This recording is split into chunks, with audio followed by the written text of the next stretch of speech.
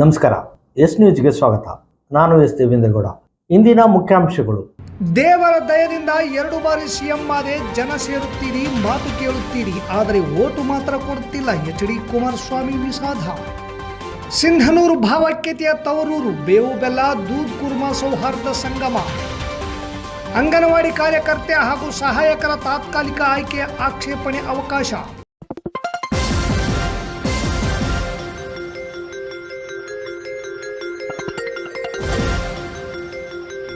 S news, ಇದು ನಿಮ್ಮ ಧ್ವನಿ. ವಾರ್ತೆಗಳ ವಿವರ.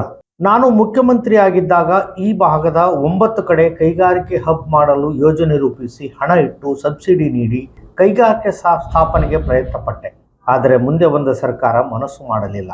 ಸರ್ಕಾರ ಪ್ರಾಮಾಣಿಕವಾಗಿ ಜನರ ಸಮಸ್ಯೆಗೆ ಸ್ಪಂದಿಸಬೇಕೆಂದು ಶ್ರೀ ಕೃಷ್ಣದೇವರಾಯ ಸೈನಿಕ ಶಾಲೆ ಉದ್ಘಾಟನೆಗೆ ಆಗಮಿಸಿದ ಮಾಜಿ ಸಿಎಂ ಹಾಗೂ ಕೇಂದ್ರ ಸಚಿವರಾದ ಎಚ್.ಡಿ. ಕುಮಾರಸ್ವಾಮಿ ಅವರು ಶಾಸಕರ ಮತ್ತು ಸಂಸದರ ಮನವಿಗೆ ಉತ್ತರ ನೀಡಿದರು. ನಗರದ ಶ್ರೀ ಕೃಷ್ಣದೇವರಾಯ ಸೈನಿಕ ಶಾಲೆ ಉದ್ಘಾಟನೆಗೆ ಆಗಮಿಸಿದ ಮಾಜಿ ಸಿಎಂ ಹಾಗೂ ಕೇಂದ್ರ ಸಚಿವರಾದ ಎಚ್.ಡಿ. ಕುಮಾರಸ್ವಾಮಿಯವರು ಮಾತನಾಡಿ, ತಾವು ಇಲ್ಲಿ ಕೈಗಾರಿಕೆ ಸ್ಥಾಪನೆ ಆಗಬೇಕು, ಏಮ್ಸ್ ಸ್ಥಾಪನೆಗೆ ಪ್ರಯತ್ನ ಪಡಬೇಕು ಮತ್ತು ನವಲಿ ಸಮಾನಾಂತರ ಜಲಾಶಯಕ್ಕಾಗಿ ಆಂಧ್ರ ಸರ್ಕಾರದ ಜೊತೆ ಮಾತನಾಡಬೇಕು ಎಂದು ನನಗೂ ಮತ್ತು ನಾರಾ ಲೋಕೇಶ್ ಅವರಿಗೂ ಹೇಳಿದ್ದೀರಿ. ಪ್ರಾಮಾಣಿಕವಾಗಿ ಪ್ರಯತ್ನ ಮಾಡುತ್ತೇನೆ. ಅಭಿವೃದ್ಧಿ ವಿಚಾರದಲ್ಲಿ ನಾನು ರಾಜಕೀಯ ಮಾಡುವುದಿಲ್ಲ. ಆದರೆ ಅಂತಾರಾಜ್ಯ ನೀರಿನ ವಿಚಾರ ಅತಿ ಸೂಕ್ಷ್ಮವಾದದ್ದು. ಹೊಂದಾಣಿಕೆಯಿಂದ ಜಾಣ್ಮೆಯಿಂದ ಸಮಸ್ಯೆಗೆ ಪರಿಹಾರ ಕಂಡುಕೊಳ್ಳಬೇಕು. ರಾಜ್ಯ ಸರ್ಕಾರ ಕೂಡ ಸತತ ಪ್ರಯತ್ನ ಮಾಡಬೇಕು.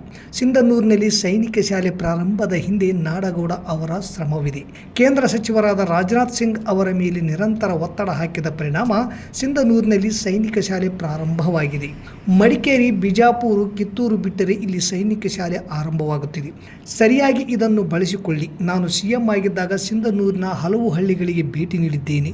ಇಲ್ಲಿಯ ಸಮಸ್ಯೆ ಅರಿತುಕೊಂಡು ಆಗ ಈ ಭಾಗದಲ್ಲಿ ಕೈಗಾರಿಕೆ ಸ್ಥಾಪನೆಗೆ ಪ್ರಯತ್ನಿಸಿದ್ದೆ. ಕೃಷಿಕರ ಸಮಸ್ಯೆ ಅರಿತು ಸಾಲ ಮನ್ನಾ ಮಾಡಿದೆ. ತಾವೆಲ್ಲರೂ ನಮಗೆ ಅದ್ದೂರಿ ಸ್ವಾಗತ ಕೋರುತ್ತೀರಿ, ಜನ ಸೇರುತ್ತೀರಿ, ಆದರೆ ಓಟು ಮಾತ್ರ ಕೊಡುವುದಿಲ್ಲ. ದೇವರ ದಯದಿಂದ 2 ಬಾರಿ ಸಿಎಂ ಆಗಿ ಜನರ ಸೇವೆ ಮಾಡಿದ್ದೇನೆ. ಈಗ ಕೂಡ ಕೇಂದ್ರ ಸಚಿವನಾಗಿ ಈ ಭಾಗದಲ್ಲಿ ಕೈಗಾರಿಕೆ ಸ್ಥಾಪನೆಗೆ ಪ್ರಾಮಾಣಿಕವಾಗಿ ಪ್ರಯತ್ನಿಸುತ್ತೇನೆ ಎಂದರು. ನಮ್ಮ ಕುಟುಂಬಕ್ಕೆ ರಾಜಕೀಯವಾಗಿ ಶಕ್ತಿ ತುಂಬುವಲ್ಲಿ ನಾಡಿನ ಎಲ್ಲ ಭಾಗದ ಆಂಧ್ರ ಬಾಂಧವರ ಶ್ರಮವಿದೆ. ಆಂಧ್ರದಿಂದ ಬಂದು ಈ ಭಾಗದಲ್ಲಿ ಕೃಷಿ ಮತ್ತು ವೈದ್ಯಕೀಯ ಸೇವೆ ಮಾಡಿದ್ದೀರಿ. ಆಂಧ್ರ ಮತ್ತು ಕರ್ನಾಟಕ ಅಭಿವೃದ್ಧಿಯಲ್ಲಿ ಈ ಹಿಂದೆ ಚಂದ್ರಬಾಬು ನಾಯ್ಡು ಮತ್ತು ಎಸ್.ಎಂ. ಕೃಷ್ಣ ಅವರ ಮಧ್ಯೆ ಪೈಪೋಟಿ ಇತ್ತು. ಅದರ ಭಾಗವಾಗಿ 2 ರಾಜ್ಯಗಳು ಅಭಿವೃದ್ಧಿಯಾಗಲು ಸಾಧ್ಯವಾಗಿದೆ. ವಿಶಾಖಪಟ್ಟಣ ಉಕ್ಕು ಕಾರ್ಖಾನೆ ಹಲವು ಸಮಸ್ಯೆಯಿಂದ ಮುಚ್ಚುವ ಹಂತದಲ್ಲಿತ್ತು. ಅಲ್ಲಿಯ ಸಂಸದರಾದ ಭರತ್ ಅವರನ್ನು ಕುಮಾರಸ್ವಾಮಿ ಅವರಲ್ಲಿ ಮನವಿ ಮಾಡಿಕೊಂಡಾಗ ಕೂಡಲೇ ಸ್ಪಂದಿಸಿದ ಅಣ್ಣ ಕುಮಾರಸ್ವಾಮಿ ಅವರು ನನಗೆ ಫೋನ್ ಮಾಡಿ ನಾನು ನಿಮ್ಮ ಜೊತೆಗಿದ್ದೇನೆ ಎಂದು ಹೇಳಿ ಮಾತು ನೀಡಿದಂತೆ ನಡೆಸಿಕೊಟ್ಟರು. ಅಷ್ಟು ಮಾತ್ರ ಅಲ್ಲ, ಗ್ರೀನ್ ಸ್ಟೀಲ್ ಪ್ಲಾಂಟ್ ಆಂಧ್ರಕ್ಕೆ ಬರಲು ಅವರ ಕೊಡುಗೆ ದೊಡ್ಡದಿದೆ. ವಿಕಸಿತ ಭಾರತ 2047ಗಾಗಿ ಮೋದಿ ಅವರ ಸಂಗಡ ನೀವು ಸೇರಿ ಪ್ರಯತ್ನಿಸೋಣ. ನಿಮ್ಮ ಆತಿಥ್ಯವನ್ನು ನಾನು ಎಂದೂ ಮರೆಯುವುದಿಲ್ಲ. ಸದಾ ನಿಮ್ಮ ಜೊತೆ ನಾನಿದ್ದೇನೆ ಎಂದರು. ಕಾರ್ಯಕ್ರಮದಲ್ಲಿ ಪ್ರಾಸ್ತಾವಿಕವಾಗಿ ಮಾತನಾಡಿದ ಮಾಜಿ ಸಚಿವರಾದ ವೆಂಕಟರಾವ್ ನಾಡಗೌಡ ಅವರು 40 ವರ್ಷಗಳಿಂದ 20 ಎಕರೆ ಜಾಗದಲ್ಲಿ ಶಿಕ್ಷಣ ನಡೆಸುತ್ತಿದ್ದ ಈ ಶಾಲೆಗೆ ಸೈನಿಕ ಶಾಲೆ ಬೇಕು ಎಂದು ವೈದ್ಯರಾದ ಸುಬ್ಬರಾವ್ ಅವರು ನನ್ನಲ್ಲಿ ಮನವಿ ಮಾಡಿದರು. ನಂತರ ನಾವು ದೇವೇಗೌಡರಲ್ಲಿ ಈ ವಿಷಯ ಪ್ರಸ್ತಾಪಿಸಿದಾಗ ಅವರು ರಾಜನಾಥ್ ಸಿಂಗ್ ಅವರಿಗೆ ಫೋನ್ ಮಾಡಿ ಸೈನಿಕ ಶಾಲೆಗೆ ಕೇಳಿಕೊಂಡರು. ಅವರ ಮನವಿಗೆ ಸಚಿವರು ಸ್ಪಂದನೆ ಮಾಡಿದರು. ನಂತರ ಕುಮಾರಣ್ಣನವರು ಕ್ಯಾಬಿನೆಟ್ನಲ್ಲಿ ಮಂಜೂರು ಮಾಡಿಸಿ ಇಲ್ಲಿ ಸೈನಿಕ ಶಾಲೆ ಆರಂಭಕ್ಕೆ ಸಹಾಯ ಮಾಡಿದ್ದಾರೆ. ಅವರಿಗೆ ಧನ್ಯವಾದಗಳನ್ನು ಸಲ್ಲಿಸುವುದಾಗಿ ತಿಳಿಸಿದರು. ನಂತರ ಶಾಸಕ ಹಂಪನಗೌಡ ಬಾದರ್ಲಿ ಅವರು ಮಾತನಾಡಿ, ಈ ಶಾಲೆ ಪ್ರಾರಂಭಿಸುವಲ್ಲಿ ಬೆಳೆಸುವಲ್ಲಿ ಪಾಪರಾವ್, ಡಾಕ್ಟರ್ ರಾಧಾಕೃಷ್ಣ, ಕೋಟೇಶ್ವರರಾವ್ ಅವರ ಶ್ರಮವಿದೆ. ಈಗಿನ ಆಡಳಿತ ಮಂಡಳಿ ಪ್ರಾಮಾಣಿಕವಾಗಿ ಶ್ರದ್ಧೆಯಿಂದ ಶ್ರಮಿಸುತ್ತಿರುವುದರಿಂದ ಇಂದು ಸೈನಿಕ ಶಾಲೆ ಆರಂಭವಾಗಲು ಕಾರಣವಾಗಿದೆ. ಈ ಸೈನಿಕ ಶಾಲೆ ಇಲ್ಲಿ ಸ್ಥಾಪಿಸಲು ನಾನು ರಾಜ್ಯ ಸರ್ಕಾರದಿಂದ ಕೇಂದ್ರ ಸರ್ಕಾರಕ್ಕೆ ಫೈಲ್ ಕಳಿಸುವಲ್ಲಿ ಪ್ರಯತ್ನ ಮಾಡಿದ್ದೇನೆ. ಸೈನಿಕ ವೃತ್ತಿಗೆ ಹೆಚ್ಚಿನ ಗೌರವ ತರುವ ನಿಟ್ಟಿನಲ್ಲಿ ಹೆಚ್ಚು ಶ್ರಮ ವಹಿಸಬೇಕು ಎಂದು ಆಡಳಿತ ಮಂಡಳಿಗೆ ಹೇಳುತ್ತಾ, ಈ ಭಾಗದ ನೀರಿನ ಸಮಸ್ಯೆ ಪರಿಹಾರಕ್ಕಾಗಿ ನವಲಿ ಸಮಾನಾಂತರ ಜಲಾಶಯ ಪ್ರಾರಂಭವಾಗಲು ನಾರಾ ಲೋಕೇಶ್ ಅವರು ಮುತುವರ್ಜಿ ವಹಿಸಬೇಕು ಎಂದರು. ಈ ಕಾರ್ಯಕ್ರಮದಲ್ಲಿ ಸಂಸದರಾದ ಕುಮಾರ್ ನಾಯಕ್, ಎಂಎಲ್ಸಿ ಬಸನಗೌಡ ಬಾದರ್ಲಿ ಅವರು ಮಾತನಾಡಿ, ಈ ಭಾಗದ ಕೈಗಾರಿಕೆ ಹಾಗೂ ಏಮ್ಸ್ ಸ್ಥಾಪನೆಗೆ ಸಚಿವರು ಪ್ರಯತ್ನಿಸುವಂತೆ ಮನವಿ ಮಾಡಿದರು ಹಾಗೂ ಸೈನಿಕ ಶಾಲೆ ಪ್ರಾರಂಭಿಸಲು ಸಹಾಯ ಮಾಡಿದ್ದಕ್ಕಾಗಿ ಅಭಿನಂದನೆ ಸಲ್ಲಿಸಿದರು. ಸಚಿವರಾದ ಎಚ್.ಡಿ. ಕುಮಾರಸ್ವಾಮಿ ಹಾಗೂ ಆಂಧ್ರ ಪ್ರದೇಶದ ಸಚಿವರಾದ ನಾರಾ ಲೋಕೇಶ್ ಮತ್ತು ಕೇಂದ್ರ ಸಚಿವರಾದ ಸಂಜಯ್ ಶೇಟ್ಟರನ್ನು ತೆರೆದ ವಾಹನದಲ್ಲಿ ಮೆರವಣಿಗೆ ಮಾಡುವ ಮೂಲಕ ಹೂಮಳೆ ಸುರಿದು ಹಾರ್ದಿಕ ಸ್ವಾಗತವನ್ನು ಸಂಘಟಕರು ಕೋರಿದರು. ವಿಶೇಷವಾಗಿ ನಾರಾ ಲೋಕೇಶ್ ಅವರನ್ನು ಇಲ್ಲಿಯ ಆಂಧ್ರ ಸಮುದಾಯದ ಬಾಂಧವರು PWD ಕ್ಯಾಂಪ್ ಗುಂಪಿನಿಂದ ಬೈಕ್ ರ್ಯಾಲಿ ಮೂಲಕ ಅದ್ಧೂರಿ ಸ್ವಾಗತ ಮಾಡಿಕೊಂಡರು. ವೇದಿಕೆ ಮೇಲೆ ವಿಶಾಖಪಟ್ಟಣಂ ಸಂಸದರಾದ ಎಂ ಭರತ್, ಸಂಸದರಾದ ರಾಜಶೇಖರ್ ಇಟ್ನಾಳ್, ಮಾಜಿ ಸಂಸದರಾದ ಕೆ ವಿರೂಪಾಕ್ಷಪ್ಪ, ಪಿ.ವಿ. ರಾವ್, ಅಂಕಯ್ಯ ಸೇರಿದಂತೆ ಶಾಲಾ ಆಡಳಿತ ಮಂಡಳಿಯ ಸದಸ್ಯರು ಇದ್ದರು.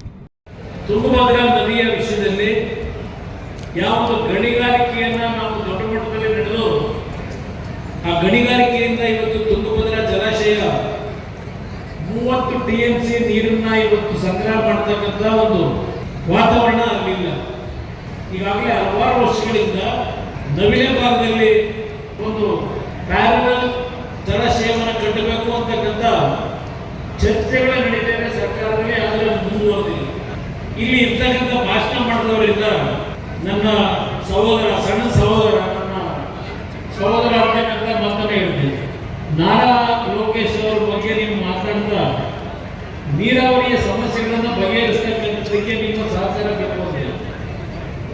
ಆದರೆ ನನಗೆ ಅದರ ಅನುಭವ ಇದೆ. ಇವತ್ತು ಅವರು ರಾಜಕೀಯವಾಗಿ ಯಾವೊಂದು ಶಕ್ತಿಯನ್ನು ಬೆಳೆಸ್ಕೊತಾ ಇದ್ದಾರೆ, ಆಂಧ್ರದ ಜನತೆಯ ಮನೆಯ ಮಗನಾಗಿ ವಿಶ್ವಾಸವನ್ನು ಗಳಿಸ್ತಾ ಇದ್ದಾರೆ. ನಾನು ಅವರ ಮೇಲೆ ಈಗ ಹೊರೆಯನ್ನು ಹೊರಿಸಲಿಕ್ಕೆ ಸಿದ್ಧ ಇಲ್ಲ. ఆ మార్పు మన ఇంటి నుంచే మొదలవ్వాలని ఈ సభాముఖులందరూ నేను కోరుకుంటున్నాను. ఇక్కడ ఉన్న పిల్లలందరికీ నేను విషయం చెప్పాలనుకున్నాను. చాగంటి కోటేశ్వర గారు ప్రవచనలు చేస్తున్నారు. ఇలా సమావేశాలు ఏర్పాటు చేసుకునే పిల్లలతో మాట్లాడుతున్నారు. ఆయన ప్రవచనకి వెళ్ళా, అప్పుడు ఆయన ఒక మంచి మాట చెప్పాడు. తల్లికి చెప్పలేని ఏ పని నువ్వు చేయదు. What you can't tell your mother, don't do it. అది ఎంత సింపుల్, అంత పవర్ఫుల్. అందుకే ఇప్పుడున్న పిల్లలందరినీ కోరుతున్నా, మన జీవిత ప్రయాణంలో అనేక నిర్ణయాలు తీసుకోవాలి. ఒక్క క్షణం కళ్ళు మూసుకుని ఆలోచించాలి, నిర్ణయం తీసుకుని ఉండాలి. మనం తీసుకోబోయే నిర్ణయం మన తల్లికి చెప్పగలుగుతామా లేదా అని. చెప్పగలిగితేనే ఆ నిర్ణయం తీసుకోవాలని ఇక్కడున్న పిల్లలందరినీ నేను కోరుతున్నా. ಕೃಷ್ಣದೇವರಾಯ ಶಿಕ್ಷಣ ಸಂಸ್ಥೆಯ ಅಧ್ಯಕ್ಷರೇ, ಪದಾಧಿಕಾರಿಗಳೇ, ಆತ್ಮೀಯ ಗೆಳೆಯರೇ, ಮಾಧ್ಯಮದ ಬಂಧುಗಳು, ಬಹಳ ಸಂತೋಷದಿಂದ ಇವತ್ತು ನಾವೆಲ್ಲ ಈ ಒಂದು ಸೈನಿಕ ಶಾಲೆಯ ಪ್ರಾರಂಭೋತ್ಸವದ ಕಾರ್ಯಕ್ರಮದಲ್ಲಿ ಪಾಲ್ಗೊಂಡಿದ್ದೇವೆ. ಈ ಸಂಸ್ಥೆ ಸುಮಾರು ಹುಟ್ಟಿ 42 ವರ್ಷ ಮೇಲ್ಪಟ್ಟಾಗಿರ್ಬೋದು. ಅಂದಿನ ಪಾಪಾರಾವ್ ಅವರು, ರಾಧಾಕೃಷ್ಣ ಅವರು, ಭಾಸ್ಕರ್ ರಾವ್ ಅವರು ಮತ್ತು ನಮ್ಮ ವಕೀಲರಾದಂತ ಕೋಟೇಶ್ವರ ರಾವ್ 4 ಜನ ಮುತುವರ್ಜಿ ವಹಿಸಿ ಈ ಒಂದು ಸಂಸ್ಥೆಯನ್ನು ಹುಟ್ಟು ಹಾಕಬೇಕಾದ್ರೆ ಮೊದಲು ಭೂಮಿಯನ್ನ ಖರೀದಿ ಮಾಡಿ ಸುಮಾರು 20-26 ಎಕರೆ ಭೂಮಿಯನ್ನ ಖರೀದಿ ಮಾಡಿ ಈ ಸಂಸ್ಥೆಯನ್ನು ಹುಟ್ಟು ಅಂದಿನಿಂದ ಇಂದಿನವರೆಗೆ ಬಹಳಷ್ಟು ಜನ ಪದಾಧಿಕಾರಿಗಳು, ಅಧ್ಯಕ್ಷರು ಈ ಸಂಸ್ಥೆಯನ್ನ ಬೆಳೆಸಿ ಒಂದು ಒಳ್ಳೆಯ ಮಾದರಿಯ ಸಂಸ್ಥೆಯನ್ನಾಗಿ ಮಾಡತಕ್ಕಂಥ ಪ್ರಯತ್ನವನ್ನು ಮಾಡಿದ್ದಾರೆ. ಇವತ್ತು ನಮ್ಮ ವೆಂಕಟರಾವ್ ಅವರ ಅಧ್ಯಕ್ಷರಾಗಿ ಅವರ ನೇತೃತ್ವದಲ್ಲಿ ಈ ಒಂದು ಸೈನಿಕ ಶಾಲೆ ಪ್ರಾರಂಭ ಆಗಿರೋದು ಕೂಡ ಬಹಳ ಸಂತೋಷವಾದಂತ ಒಂದು ವಿಚಾರ. ಈಗಾಗಲೇ ನಾಡಗೌಡರು ಹೇಳಿದೆ, ಸೈನಿಕ ಶಾಲೆ ಯಾವ ರೀತಿ ಪ್ರಾರಂಭ ಆಗಿದೆ, ರಾಜ್ಯ ಸರ್ಕಾರದಿಂದ ಏನೇನು ಶಿಫಾರಸು ಮಾಡಿಸಬೇಕು ಆ ಶಿಫಾರಸನ್ನ ಮಾಡಿ ಕಳಿಸ್ತಕ್ಕಂಥ ಕೆಲಸ ನಾವು ಕೂಡ ಮಾಡಿದ್ದೇವೆ ಎಂಬ ಮಾತನ್ನ ಈ ಸಂದರ್ಭದಲ್ಲಿ ಹೇಳಕ್ಕೆ ಇಚ್ಛೆ ಪಡ್ತಾರೆ. ಸಿಂಧನೂರು ತಾಲೂಕಿನ ಜನರು ನೂರಾರು ವರ್ಷಗಳಿಂದ ಅತ್ಯಂತ ಪ್ರೀತಿ, ಸ್ನೇಹ ಹಾಗೂ ಭಾವೈಕ್ಯತೆಯಿಂದ ಬಾಳ್ವೆ ನಡೆಸುವ ಮೂಲಕ ಇತರ ಪ್ರದೇಶಗಳಿಗೆ ಮಾದರಿಯಾಗಿದ್ದಾರೆ ಎಂದು ತಿಮ್ಮಾಪುರ ಕಲ್ಯಾಣ ಆಶ್ರಮದ ಮಹಾಂತ ಸ್ವಾಮಿ ಸಾಲಿಮಠ್ ಅವರು ಅಭಿಪ್ರಾಯಪಟ್ಟರು. ನಗರದ ಶಾದಿ ಮಹಲ್ನಲ್ಲಿ ಶುಕ್ರವಾರ ಸಂಜೆ ಸದ್ಭಾವನಾ ವೇದಿಕೆ, ಜಮಾಅತೆ ಇಸ್ಲಾಮಿ ಹಿಂದ್ ಮತ್ತು ಭಾವೈಕ್ಯ ಸಂದೇಶ ಸಂಸ್ಥೆಗಳ ಜಂಟಿ ಆಶ್ರಯದಲ್ಲಿ ಹಮ್ಮಿಕೊಂಡಿದ್ದ ಹಬ್ಬಗಳ ಸೌಹಾರ್ದ ಸಂಗಮ ಕಾರ್ಯಕ್ರಮದಲ್ಲಿ ಅವರು ಮಾತನಾಡಿದರು. ಪ್ರತಿಯೊಬ್ಬ ಮನುಷ್ಯರ ಬದುಕು ಉಸಿರಿನಿಂದ ನಡೆಯುತ್ತದೆ. ಉಸಿರಿನಲ್ಲಿ ಭೇದ ಭಾವವಿಲ್ಲ. ಈ ಸತ್ಯವನ್ನು ಅರ್ಥ ಮಾಡಿಕೊಂಡ ಹಿಂದಿನ ಜನರು ಧರ್ಮದ ಹೆಸರಿನಲ್ಲಿ ದ್ವೇಷ ಹರಡುವ ಕೆಲಸ ಮಾಡುತ್ತಿರಲಿಲ್ಲ. ಕೆಲ ಅಜ್ಞಾನಿಗಳು ಸ್ವಾರ್ಥಕ್ಕಾಗಿ ಸಮಾಜದ ಸ್ವಾಸ್ಥ್ಯ ಕದಡುವ ಕೃತ್ಯ ಮಾಡುತ್ತಿರುತ್ತಾರೆ. ಆದರೆ ಸಿಂಧನೂರು ಜನರಿಗೆ ಇಂಥ ಸೋಂಕು ತಗುಲದಿರುವುದು ವಿಶೇಷವಾಗಿದೆ ಎಂದು ಮಹಂತ ಸ್ವಾಮಿ ಸಾಲಿಮಠ್ ಅವರು ಹೇಳಿದರು. ನಿವೃತ್ತ ಉಪನ್ಯಾಸಕಿ ಡಾಕ್ಟರ್ ಮಧುಮತಿ ದೇಶಪಾಂಡೆ ಮಾತನಾಡಿ, ಶರಣರು, ದಾಸರು, ಅವಧೂತರು, ಸೂಫಿಗಳು ಈ ನೆಲದಲ್ಲಿ ಸೌಹಾರ್ದ ಬೀಜಗಳನ್ನು ಬಿತ್ತಿ ಹೋಗಿದ್ದಾರೆ. ಆ ಬೆಳೆಯು ಹಿಂದಿನ ಸಾಮರಸ್ಯದ ಜೀವನಕ್ಕೆ ಸಾಕ್ಷಿಯಾಗಿದೆ ಎಂದು ವಿವರಿಸಿದರು. ಮಂಗಳೂರಿನ ಚಿಂತಕ ಮೊಹಮ್ಮದ್ ಕುಯಿ ಮಾತನಾಡಿ, ರಂಜಾನ್ ಒಂದು ತಿಂಗಳ ಉಪವಾಸ ಯಾಂತ್ರಿಕವಾಗಬಾರದು. ದೇಹ ಶುದ್ಧಿಯ ಜೊತೆಗೆ ಮನಸ್ಸನ್ನು ಶುದ್ಧೀಕರಣ ಮಾಡಿಕೊಳ್ಳಬೇಕು. ಮನುಷ್ಯರನ್ನು ದ್ವೇಷಿಸಿ ಧರ್ಮ ರಕ್ಷಣೆ ಮಾಡುವುದು ಧರ್ಮದ್ರೋಹದ ಕೆಲಸವಾಗುತ್ತದೆ. ಸುಳ್ಳು, ಮದ್ಯಪಾನ, ವ್ಯಭಿಚಾರದಂತಹ ಕೃತ್ಯಗಳನ್ನು ತ್ಯಜಿಸಿ ದೇವರೊಂದಿಗೆ ನಿಕಟ ಸಂಬಂಧ ಹೊಂದಿದರೆ ಮಾತ್ರ ಪ್ರತಿಯೊಬ್ಬ ಮನುಷ್ಯರನ್ನು ಪ್ರೀತಿಯಿಂದ ಕಾಣುವ ಸ್ವಭಾವ ತನ್ನಷ್ಟಕ್ಕೆ ತಾನೇ ಬರುತ್ತದೆ. ಇರಾನ್ ಮೇಲೆ ದಾಳಿ ಮಾಡಿ ಮಕ್ಕಳು, ಮಹಿಳೆಯರು, ವೃದ್ಧರು ಸೇರಿದಂತೆ ನೂರಾರು ಜನರ ಬಲಿ ತೆಗೆದುಕೊಳ್ಳುತ್ತಿರುವ ಅಮೆರಿಕದ ಕ್ರೂರ ಕೃತ್ಯವನ್ನು ಪ್ರಪಂಚದ ಎಲ್ಲ ದೇಶಗಳು ಖಂಡಿಸುವ ಅವಶ್ಯಕತೆ ಇದೆ ಎಂದು ಹೇಳಿದರು. ಸದ್ಭಾವನಾ ವೇದಿಕೆಯ ಅಧ್ಯಕ್ಷ ಡಾಕ್ಟರ್ ಚನ್ನಗೌಡ ಪಾಟೀಲ್ ಅಧ್ಯಕ್ಷತೆ ವಹಿಸಿದ್ದರು. ಜಮಾಅತೆ ಇಸ್ಲಾಮಿ ಹಿಂದ್ ಅಧ್ಯಕ್ಷ ಹುಸೇನ್ ಸಾಬ್ ಪ್ರಾಸ್ತಾವಿಕವಾಗಿ ಮಾತನಾಡಿದರು. ಯುಗಾದಿ ಹಬ್ಬದಂದು ಹಿಂದೂಗಳು ಸೇವಿಸುವ ಬೇವು ಬೆಲ್ಲದ ಪಾನೀಯವನ್ನು ಸಭಿಕರು ಕಾರ್ಯಕ್ರಮದಲ್ಲಿ ಪಾಲ್ಗೊಳ್ಳುವ ಮುನ್ನವೇ ಕುಡಿದು ಹಬ್ಬದ ಮಹತ್ವ ಮತ್ತು ಸೌಹಾರ್ದದ ಜೀವನದ ಮೌಲಿಕ ಮಾತುಗಳನ್ನು ಆಲಿಸಿದರು. ಕಾರ್ಯಕ್ರಮ ಮುಗಿದ ನಂತರ ದೂದ್ ಕುರ್ಮಾ ಸೇವಿಸಿ ಸಂತಸಪಟ್ಟರು. ಶುಕ್ರವಾರ ಸಂಜೆ